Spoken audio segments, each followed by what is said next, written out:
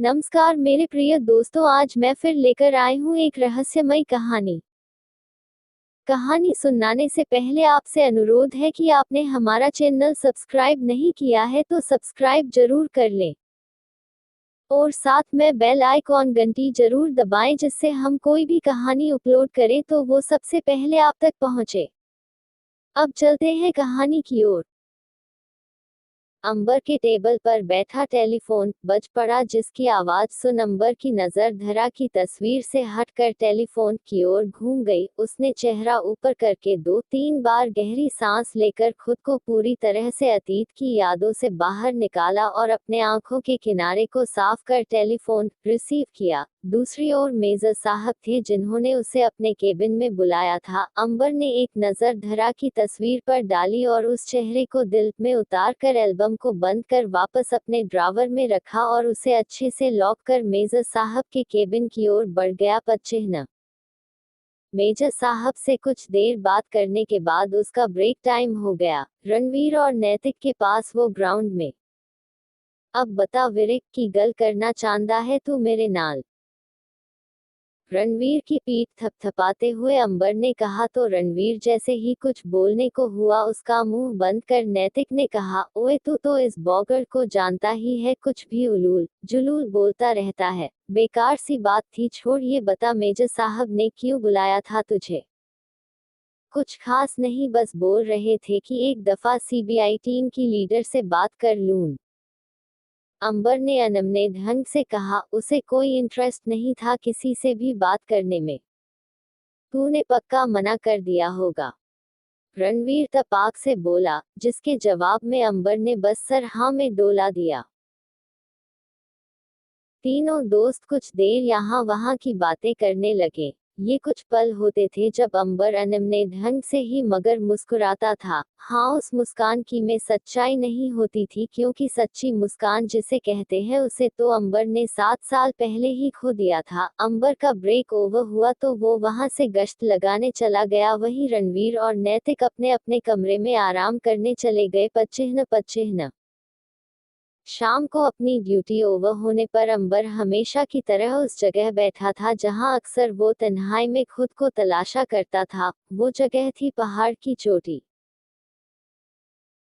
किनारे पर लेटा अंबर एक बार फिर आसमान में उस चेहरे को तलाश रहा था, मगर इस बार उसे ज्यादा परेशानी नहीं हुई। उसे वो चेहरा आसानी से नजर आने लगा। बादलों के धुंध में छपा वो चेहरा देख अंबर किसी छोटे बच्चे की तरह मुस्कुरा उठा। खुद में ही इतलाती उसकी धरा कभी हंस रही थी तो कभी मुस्कुरा रही थी, और वो किसी दीवाने की तरह अपलक अपनी महबूबा को देख रहा था। आंखें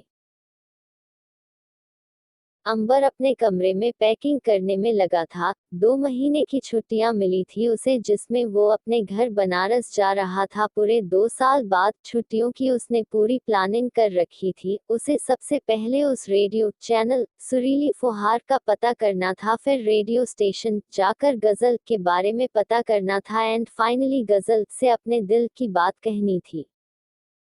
एक अलग ही खुशी झलक रही थी उसके चेहरे पर गजल से मिलने का सोचकर।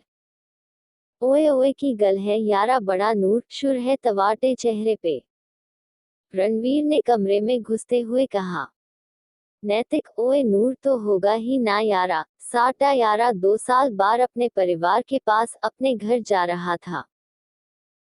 रणवीर, ओए ना जी ना, ए नूर तो परिवार वाला नहीं है जी, ए नूर बता रहा है कि साटा यार परजाई को ढूंढने वाला है। फिर से बैंड ते शैंड नाल साटे यार दी बारात शारात निकलेगी, पार्टी शाटी होगी, बोतलें खुलेंगी, कॉकटेल। अंबर, बस एक बार गजल मिल जाए, फिर तुझे जितनी पार्टी चाहिए ले लियो। नैतिक, हम दोनों यहाँ दुआ करेंगे कि तुझे परजाई जल्दी मिल जाए। रणवीर, और परजाई तेरे नाल व्याह रचाने को तैयार हो जाए और तेरी बाराती में अपन धूम मचाए। अंबर, तेरे मुंह विच मोतीचूर के लड्डू यारा।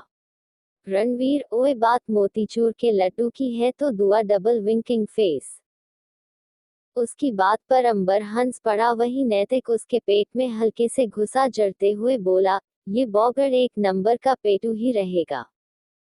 ओए, उसे पेटू नहीं, खाते पीते घर का बंदा कहते हैं।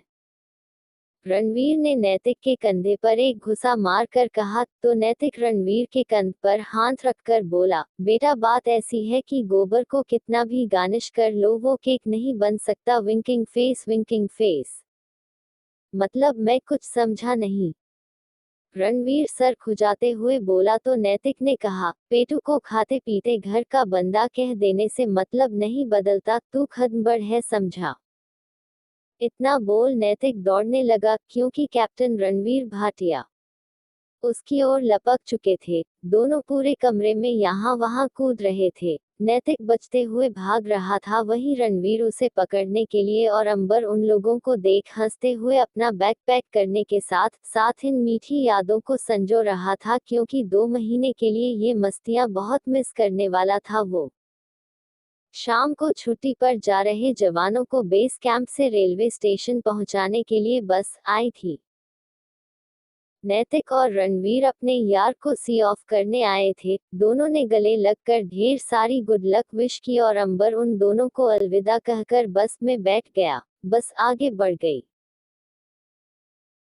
अंबर खिड़की के पास बैठा बाहर कश्मीर की बर्फीली सरजमी को देखते हुए बोला, खाली हाथ जा रहा हूँ। दुआ करना कि जब तुम्हारे पास वापस लौटूं तो मेरे साथ याद करके मुस्कुराने के लिए गजल की कुछ मीठी प्यारी प्यारी यादें हो, एक चेहरा छपा हो दिल के सरजमी पर जिसे याद कर खुद में सुकून भर सकूं। उसने आंखें बंद कर खिड़की से टिका दी। उसके जहन में गजल का वो आखिरी गाना बजने लगा जो उसने बीते मंगलवार को सुना था, और उसके चेहरे पर मुस्कुराहट बिखर गई। Smile smile. उड़ जा काले कावा तेरे मुंह विच खंड पावा, ले जा तू संदेशा मेरा, मैं सदके जावा। बागों में फिर झूले पड़ गए, पक गया मिठिया अंबिया, ये छो जिंदगी ते राता लंबिया लंबिया। ओ घर आजा परदेसी, कि तेरी मेरी एक जिंदड़ी।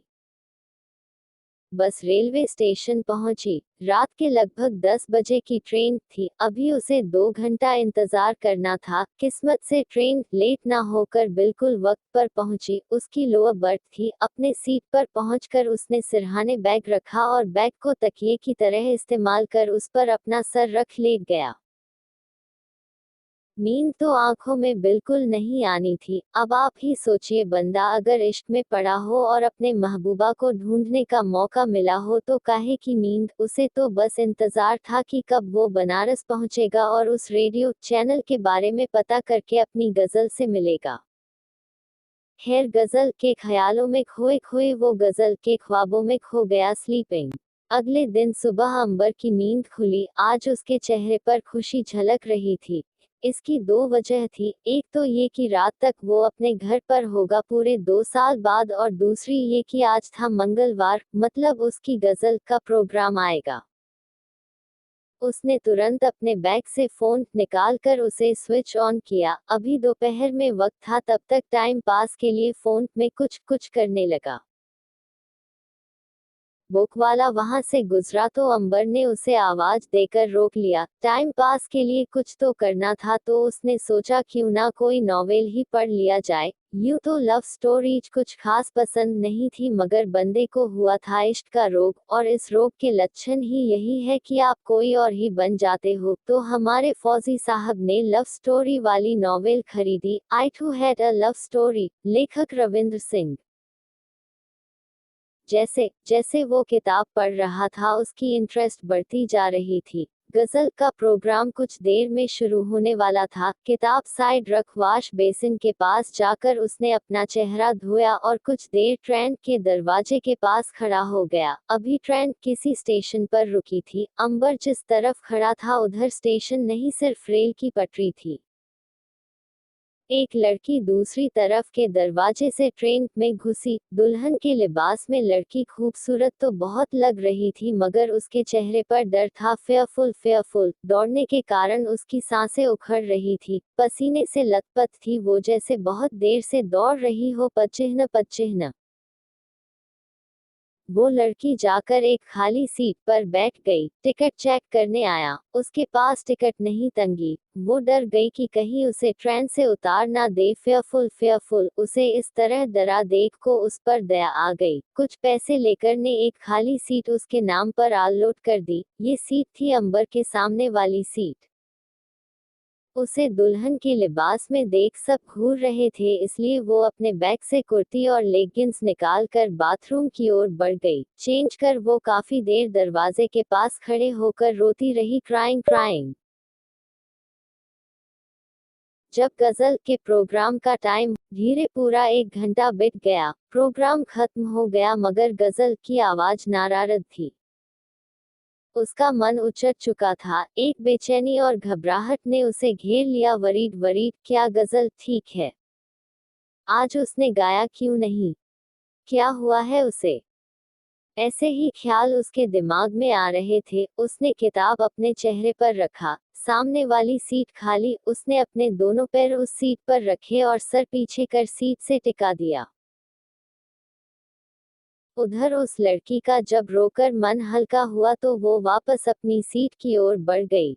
वो जब अपने सीट पे पहुंची तो देखा सामने वाली सीट पर कोई लड़का बैठा है और उस लड़के ने अपने पैर उस लड़की की सीट पर रखा है। वो लड़की कुछ देर यूं ही खड़ी सोचती रही कि क्या करे। उसने उस लड़के को आवाज भी लगाई मगर लड़के ने कोई जवाब नहीं दिया। हार कर उसने डरते हुए लड़के का पैर हल्के से हिलाया। अंबर को हद से ज्यादा बेचैनी हो रही थी। वरीड उसे पता ही नहीं चला कब नमी उसके आंखों में भर आई और आंखों ने अश्कों का बोझ उठाने से इनकार कर उन अश्कों को ठेलते हुए कंपटी पर लुढ़का दिया, क्राइंग। तभी किसी ने अंबर का पैर हिलाया। अंबर ने तुरंत अपने चेहरे पर से किताब हटाकर सामने देखा। चमकता सितारा चमकता सितारा चमकता सितारा चमकता सितारा चमकता सितारा चमकता सितारा। अचानक आसमान में काले बादल घिर आए और वो चेहरा गायब सा हो गया। अतीत के भंवर से बाहर निकल अंबर परेशान सा इधर उधर देखने लगा। वरीड मगर अब आसमान में ना कोई साफ बादल बचा था, ना किसी बादल पर उसकी महबूबा का साफ बेदाग चेहरा। बेतहाशा दर्द महसूस हुआ उसे सीने में, जैसे उसकी रूह किसी ने जिस्म से दूर कर ली हो, जैसे बेजान से जिस्म को किसी ने बुरी तरह निचोड़ दिया हो। उसकी रूह तड़प रही थी और जिस्म एक आग में जल रहा था जिसे सब इंतजार के नाम से जानते हैं। उम्मीद तो नहीं थी मगर इंतजार फिर भी था। इंतजार की शायद किसी रोज उस चेहरे को वो नजर भर देख सकेगा, ख्वाबों में नहीं बल्कि हकीकत में। इंतजार की किसी रोज वो खनकती हंसी उसके कानों में गूंजेगी। किसी रोज उसके रूह की तड़प मिटेगी। किसी रोज उसके जलते जिस्म पर इश्क की फुहार बरसेगी। है जो इटलिक्स में होगा वो पास्ट है।